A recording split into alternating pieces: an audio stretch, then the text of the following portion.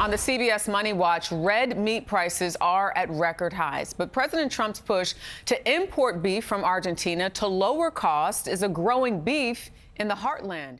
The whole point of tariff was to bring production back home. So we are producing beef here, and now he is trying to do something to destroy that production. We're being used and abused as producers. It feels like being a pawn in a game we're not going to win. So the wobetters were astounded when President Trump announced he wanted to quadruple beef imports from another country. If we do that, that will bring our beef prices down. It would help Argentina, which we consider a very good country, a very good ally. His words sent wholesale cattle prices plummeting. Beef from Argentina is flooding American stores, and cattle ranchers are furious. The twist? These are the same people who voted for free market capitalism and no government handouts for years. Now that the free market is choosing cheaper Argentine beef over theirs, suddenly they want government intervention. Here's the ugly part. When disabled kids lost health care, when education got slashed, when other industries collapsed, silence. But their cattle prices? That's a national emergency. This is what happens when you vote with emotion instead of economics, demand free markets until the market picks against you, and practice selective empathy. Welcome back to Mind Mirror. Let's break it down. Oh, I am so pleased by this president. He has brought us what we've always wanted. Diseased beef! They get $400 billion and we get diseased beef. I guess now's a good time to go vegan. Dear Jesus and the powers that be, I'm gonna come with as much Christ consciousness as I can. Tonight, when all of those awful people in charge go to bed, I'm gonna need for them to have a Christmas Carol moment. I need for them to get visited by some awful, scary ass shit and have them wake up tomorrow brand new people, kind, empathetic, brand new fucking people. The art of the deal. Convince those that you're screwing over that you're doing them a favor, so they'll just let you do it. He's letting your farms go into foreclosure while handing Argentina $40 billion. Then he's also buying beef from Argentina instead of you. U.S. farmers, you've been had. He doesn't give a about you. Trump plan to import Argentine beef angers U.S. farmers. Gee, I wonder why. So it turns out it's going to be beef. Beef is what is going to get everybody in my hometown and my family to turn against Trump. People who were very vocal in their support of Trump are now complaining because of his stance on importing cattle and beef from Argentina. That is where they are taking their stand. They're signing petitions, they're posting on Facebook, they're so upset. And I get it, it's their livelihood, so I understand that, and I don't agree with his plan either. But here's the thing, I've been advocating for months for my disabled son. Advocating and telling everyone how he's losing access to schooling already, how his insurance isn't helping us anymore. He's losing his insurance. How the price of his medication has increased astronomically in the last few months, and nobody cared. And if I said anything about him losing access to schooling, how the SPED department was being defunded, they said I was wrong. They said Trump wouldn't do that, but when he does something to them that affects them, they now care. And it bothers me so much. It bothers me that cows matter more than my disabled son. This exposes something deeply broken in how we prioritize crises. Where was the outrage when special education got defunded? When healthcare access disappeared? When disabled children lost critical services? Nowhere. But cattle prices dropping, that gets petitions, Facebook campaigns, phone calls to representatives. This speaker spent months advocating for her disabled son, warning about education cuts, insurance loss, medication costs skyrocketing. People dismissed her, told her she was wrong, that it wouldn't happen, that she was overreacting. Now those exact same people are screaming about beef imports threatening their income, and suddenly that crisis deserves national attention. Here's the uncomfortable truth. Empathy can't be selective. You can't ignore everyone else's suffering and then demand the world stop for yours. Policy doesn't discriminate, it affects everyone. And when you only care about issues that directly impact your wallet, don't be surprised when others return that same energy. Solidarity works both ways, or it doesn't work at all. to my family even. Let's talk about beef prices. If you're like me, you've gone to the grocery store and you've had that sticker shock of, $8, $9, $10 for a pound of ground beef. It's crazy. But farmers say there's a reason behind that. First of all, supply is low and demand is high. We're actually seeing the lowest numbers of cattle in America since 1951. And we're also seeing rising costs of farming equipment. But farmers are also facing a new challenge and new uncertainty. Trump has announced that to combat some high prices, he wants to start importing more beef from Argentina. I spoke with a UT professor who says this might not have as big of an impact as we might originally think because Argentina is not one of our top importers for beef. We are seeing pushback here in Tennessee as well. The Tennessee Cattlemen's Association released a statement last week saying that they are pushing back against this. They're concerned. It's bringing uncertainty and it's creating chaos in the market. What do you think, though? Do you think this will help beef prices? Are you seeing high beef prices? Let me know. I'm going to tell you, I'm starting to get real suspicious of whatever Trump is doing with Argentina. You already know that Trump has blown up the Chinese market for American soybeans. And now Argentina is sending their soybeans to China. And then we bailed out Argentina to the tune of $40 billion. Now look at this. Trump is suggesting that America is going to buy beef from Argentina to bring down prices for the American consumers. Yeah, American beef is high. You know why? Because there's a monopoly. But instead of addressing the monopoly, he's going to import beef from Argentina, who has already taken the American soybean market and has already been bailed out by the American taxpayers. So now we're blowing up the American beef market too? Trump has to be doing the bidding of another country to destroy America. There is no way you can make any of this make any sense. Let's connect the dots that ranchers are conveniently ignoring. First, tariffs destroyed the Chinese soybean market. China stopped buying American and switched to Brazil and Argentina. Then the U.S. government hands Argentina $40 billion in aid. Now Argentina is selling soybeans to China and exporting beef back to America. American ranchers are literally funding their own competition with taxpayer money. You paid for this. This is what happens when trade policy is driven by Twitter soundbites instead of economic strategy. China didn't collapse without American soybeans. They adapted.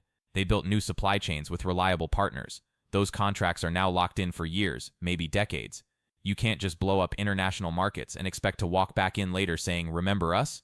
That's not how global trade works. Once you lose a major customer to a competitor who's cheaper and more reliable, they're gone. The relationship is severed. And Argentina? They're laughing all the way to the bank with American-funded opportunity. This isn't conspiracy. It's consequence. Okay, we've all seen it on the news. It's the latest rage bait thing going on social media and everywhere else. Trump says we're going to buy beef from Argentina. And everybody's like, oh my God, beef from Argentina. Y'all, track with me here. As a cattle ranch owner, okay, I'm like in the business. Let me give you some scoop for you city folks. A large portion, if not the majority of our beef has been coming from Brazil and South America for about 5 or 6 years now. How do you know? I'll prove it to you without you even having to Google shit. Look who the top people are in rankings in the PBR right now. They're not Americans. It's Brazilians. Now, why would Brazilians be crushing it in the PBR circuit right now? Oh, because they're the ones raising all the cows right now. See, the hustle is this. They raise the cows in Brazil and then ship them over here to be slaughtered and processed in America, so they still pass it off as USDA grade A American beef, even though it's been raised over there. So moving it around the corner and asking Argentina to fill a void is ridiculous. But here's the big lie everybody's rage baiting about.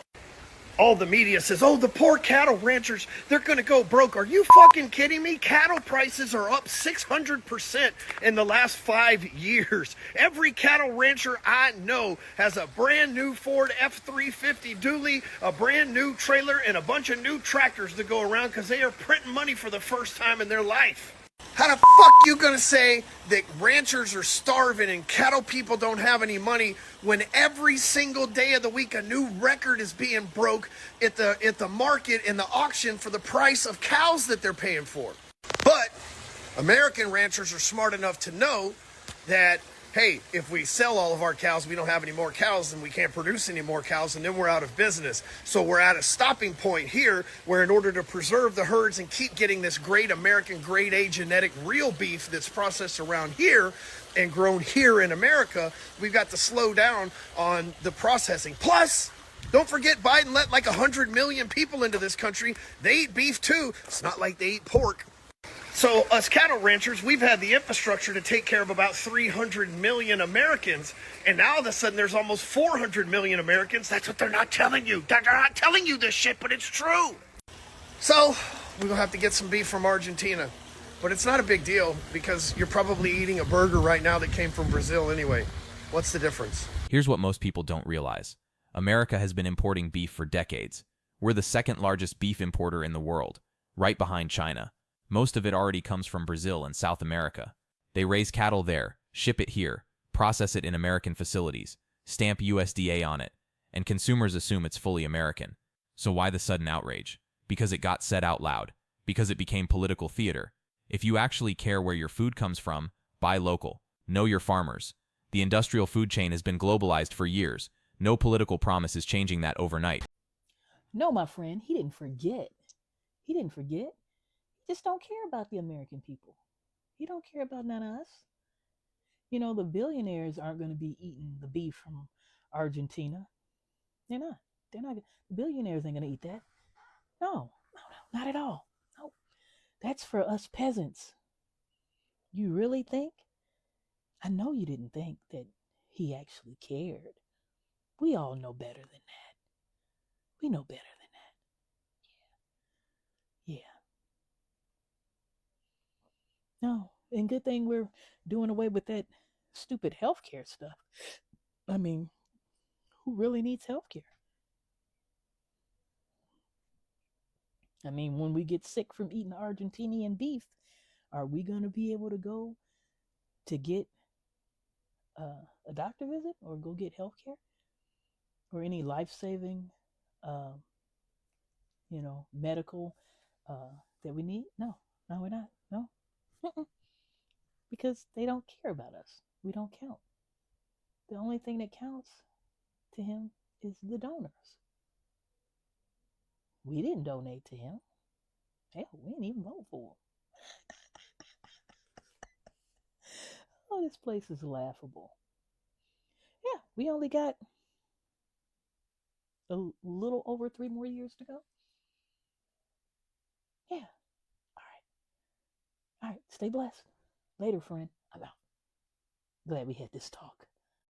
As your rancher, it feels like it's time for me to weigh in.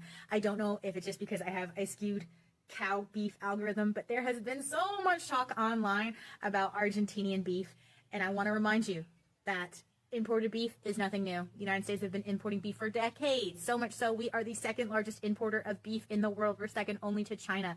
The problem is that no one has to tell the consumer where their beef came from, where it was processed, where it was raised. There's no laws that say that the consumer has to know it all. That's a huge problem.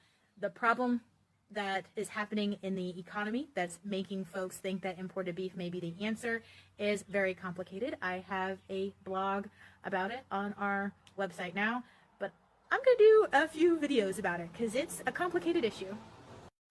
The only way to really know where your food comes from is to be an active participant in your local food supply.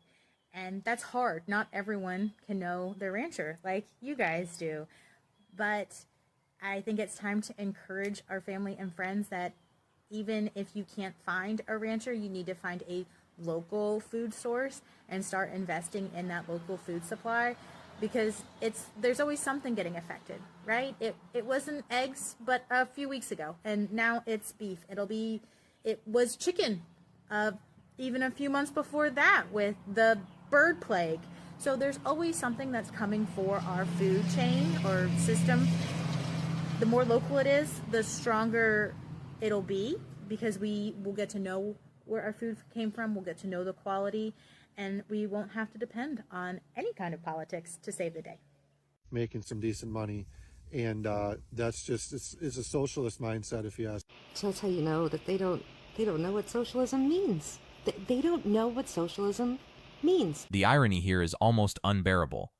A farmer complaining about government market intervention while his entire industry floats on decades of agricultural subsidies, crop insurance, price supports, disaster relief, and bailout programs.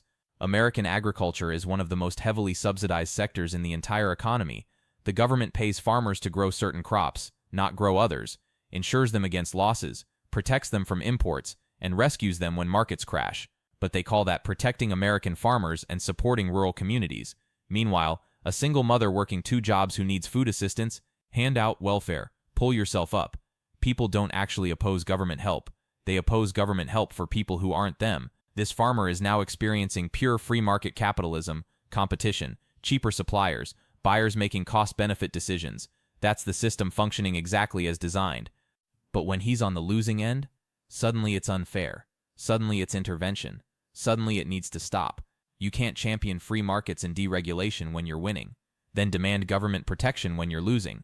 Pick a lane, and stick to it even when it hurts your bottom line. This farmer is sitting here talking about the current deal with Argentina and how everyone's upset because the government has now stepped in and they decided that the prices of beef in America are too high. So they've decided to undercut American farmers and go to Argentina and buy beef from Argentina for cheaper,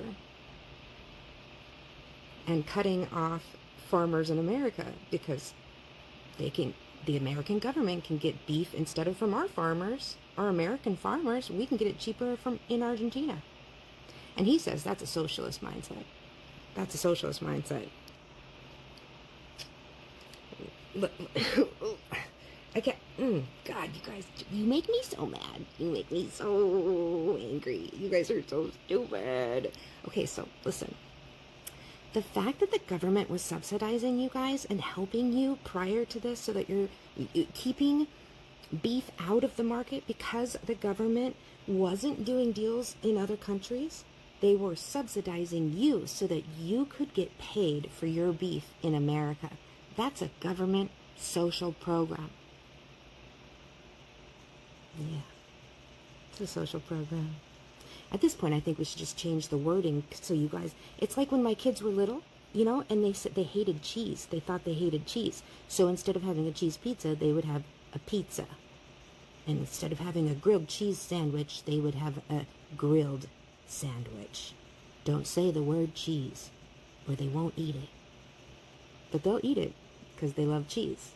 They just don't know they love cheese. That's MAGA. That's MAGA with socialism. So now we're just going to start saying community programs. This was a program for the community to help the farmers. And Trump is exercising his free will in a free market of capitalism. But you guys don't seem to understand how it works. You don't understand how the economy works or capitalism or nothing, okay? Capitalism is more than just supply and demand. Imagine that. You didn't know that. Capitalism is supply, demand, and competition. It's a free market. Competition. Competition.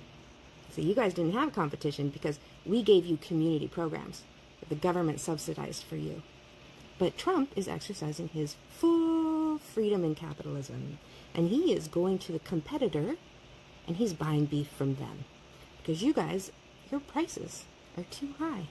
So enjoy capitalism. Capitalism isn't just I work hard and make money. It's competition. It's winners and losers. It's creative destruction. It's businesses and governments making decisions based on cost, efficiency, and value. When the government finds a cheaper quality beef supplier and chooses to import from them, that's literally capitalism working. The market functioning exactly as designed. Supply, demand, and competition. These ranchers spent years championing free markets, demanding deregulation, celebrating business freedom. They got what they asked for. Now the buyer, in this case the government representing consumers, exercised their freedom and chose a better deal. That's the system. That's how it works. Government programs, subsidies, and market protections exist specifically to shield industries from pure market forces. They create stability and predictability. But when you spend years calling those programs wasteful, socialist, or unnecessary, when you vote to dismantle them, you can't be shocked when you're suddenly exposed to market volatility. The lesson: understand what you're actually voting for. Free market sounds empowering until the market chooses against you. Economics is math, not emotion or patriotism.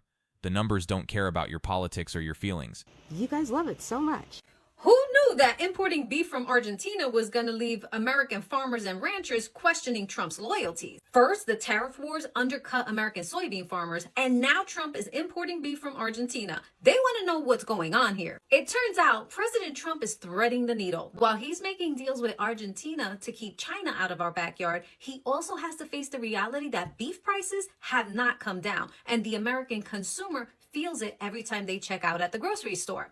By allowing a fraction of Argentine beef into the U.S., he's putting just enough pressure on domestic producers to keep prices in check. And that's where the tension comes in. Ranchers are frustrated because they've seen stable profits thanks to strong demand, even at all-time high prices. But Trump has to decide, does he prioritize the producers of an industry or the pocketbooks of 330 million Americans heading into the holiday season? It's a complicated issue. We can't get hysterical or treat this like betrayal, because sometimes leadership means making uncomfortable trade-offs for the betterment of all Americans, not just one segment.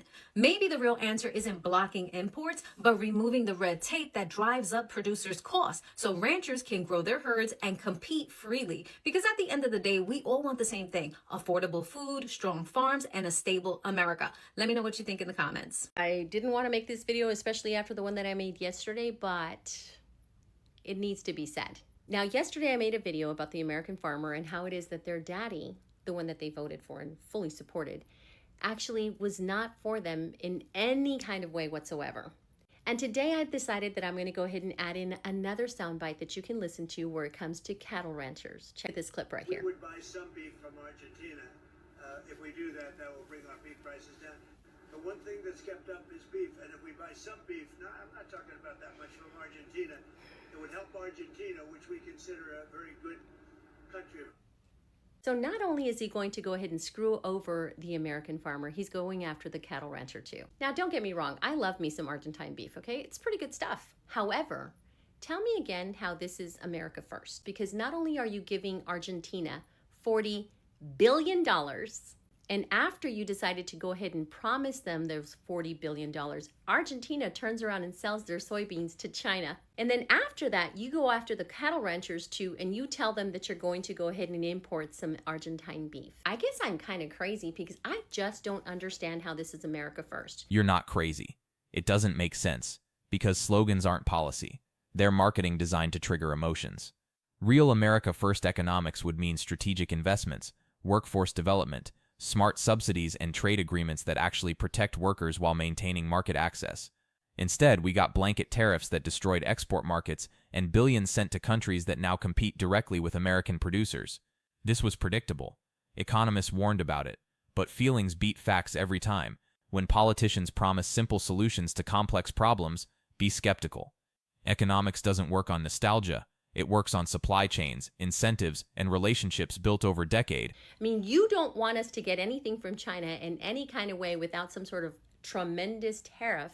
You don't even want us to get so much as a t-shirt over there, but yet you're going to go ahead and import a bunch of beef? That just seems kind of weird to me. It seems a little backwards, if you ask me. So, I mean, I don't know, cattle ranchers, how do you feel about the way that your daddy has decided to go ahead and turn his back on you too? Now, color me confused. I guess I just don't get what America First means.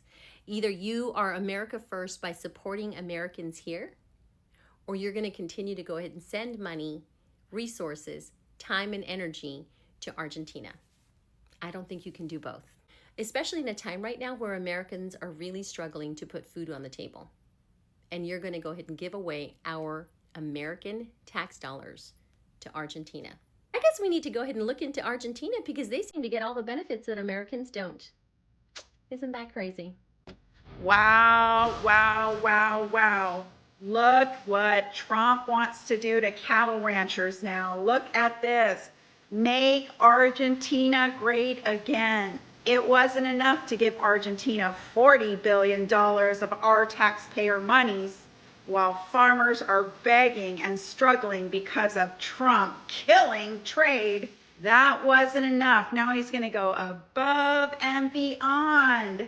He wants us to buy beef, not from the United States of America cattle ranchers. He wants us to buy it from Argentina. I think it's not make America great again, it's make Argentina great again. I think that's what we need to start. That logo has been rebranded. Wow, wow. Did you know that we're already set to lose $40 billion in agriculture alone just in 2025? That includes farmers and cattle ranchers. Now he's going to make it even more because he wants us to buy Australian, Argentina beef. Wow, cattle ranchers, farmers, this is, woo! This is what you voted for. This is what you voted for. I don't know what to tell you. Elections have consequences. When you vote based on anger instead of analysis, sometimes you get exactly what you asked for, just not how you imagined. These ranchers wanted disruption. They wanted tough business decisions. Well, businesses cut costs and find cheaper suppliers. That's business. You can feel bad for someone struggling while recognizing they supported policies that hurt others first. The rancher who voted against healthcare, food assistance, and education but now wants government intervention for his business? That's not victimhood. That's consequences coming full circle. Vote for policies that protect everyone, not just your industry. Because economic turbulence eventually hits everybody. When they all started whining about him importing Argentinian beef, let's get into it. So this account here, Merriweather Farms, they've been over on Twitter kissing Trump's ass for years. I'm going to get out of the way, pause it so you can read it all, and then I'll get my fat face back in here.